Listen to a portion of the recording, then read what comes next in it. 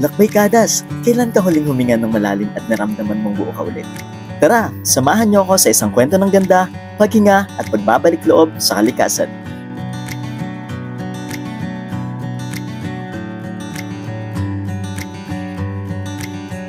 Sa puso ng Nueva Ecija, may isang paraiso na tahimik ngunit humihinga ng ganda.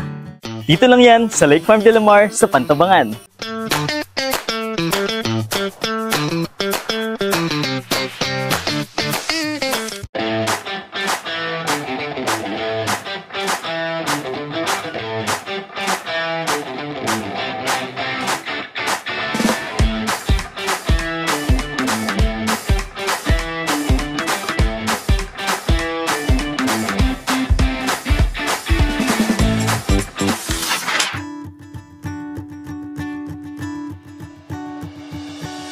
Isang dambuhalang dagat ng rosas ang sasalubong sa'yo.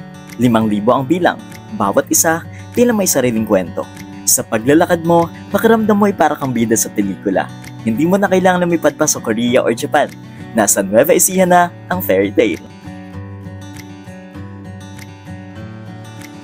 May isang dambuhalang pulang puso na nakaangkla sa kalangitan. Nagsasabing, magmahal ka muli. Magtiwala ka muli. Perfect itong spot na to para sa mga magkakaibigan, magkasintahan o kahit sa mga pusong gustong muling bumuo.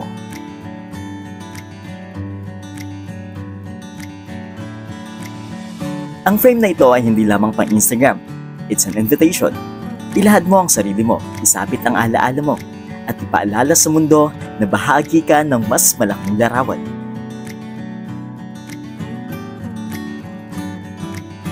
May playground din para sa mga bata. Pero aminin natin, minsan tayong matatanda rin ang gustong maglaro. Ang halakhak ay walang edad. At sa lugar na ito, pwede kang bumalik sa pagiging bata.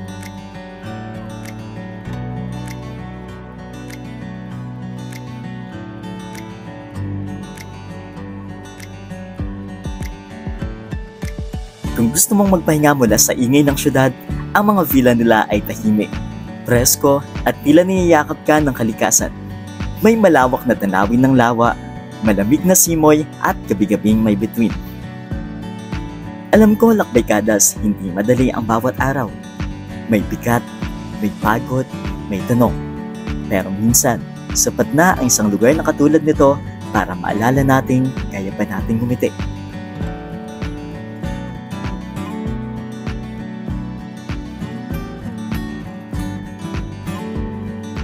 At kung may lugar din kayong gustong ipasyal natin, sabihin niyo lang. Dahil dito sa Maestros Road Diaries, sama-sama tayong bumabiyahe sa mapa man o alaala. Hanggang sa susunod nating paglalakbay, Lakbay Kadas, keep walking, keep wondering. Muli, ako si Maestro at ito ang Maestros Road Diaries.